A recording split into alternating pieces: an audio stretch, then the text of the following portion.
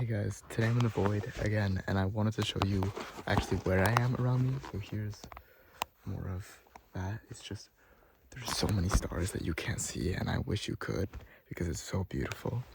But today I want to talk about essentially that feeling in your chest that you get, right, when things are unresolved, when things are not finished, when you feel like you have to reach out to someone or do something or have something. And I think that can tell you so much really about where you are and where you want to be also, because there's one thing that is being where you are, right?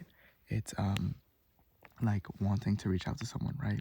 Not being over someone, for example, or wanting to do something specific with your life, like getting this drive, especially after a downtime moment, a time where you suffered a lot, and then it comes out that you actually just want to make something of yourself after that, that you weren't in a way that you weren't before.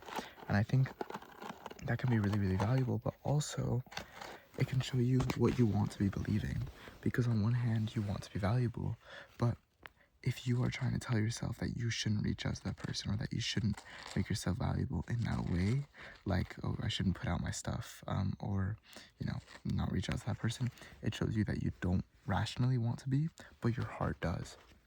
And usually, and the advice I find falls true, is you kind of have to follow your heart, right? One way or another. It's either you're going to do the short way and follow your heart right away, or the long way and fight with your heart and then follow it, because it won't go away, right? Or if it does, it'll be a question mark for the rest of your life, and it'll be something that you'll get that feeling whenever you think about it.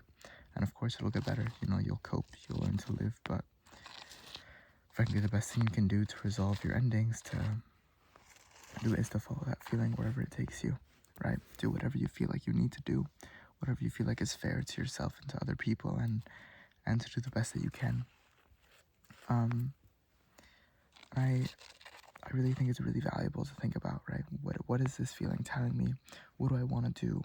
And something that you can do to test this is actually just to ask, like, try at answering questions without a problem, without a thought, right?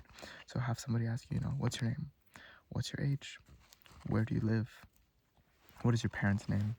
And then right after that, have them ask you whatever you want to be asked, and you have to answer as fast as you can, right? And so the thing, you're provoking a Freudian slip, which is just where you say what you actually mean to say, but it doesn't get through your filters, and so you end up just actually saying what you meant. And I think provoking the Freudian slip can show you what you actually want, because sometimes it's hard to know with the feeling what it's actually trying to tell you and what it means.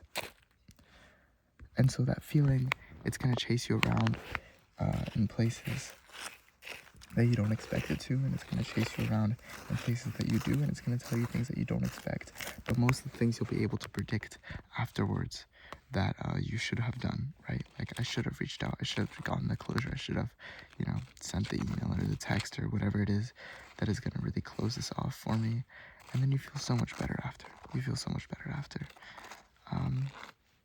But listen to it, spend a couple days with it, wrestle with it, and then figure it out and close the loop and be done with it. But yeah, it's that feeling of unease, that sinking feeling, I suppose it is. That feeling that you don't know what to do, that restless feeling. That's what it is, and that's what this video called. Anyway, follow your heart. Hope you learned something. Follow your dreams as well. I'll see you soon. Goodbye.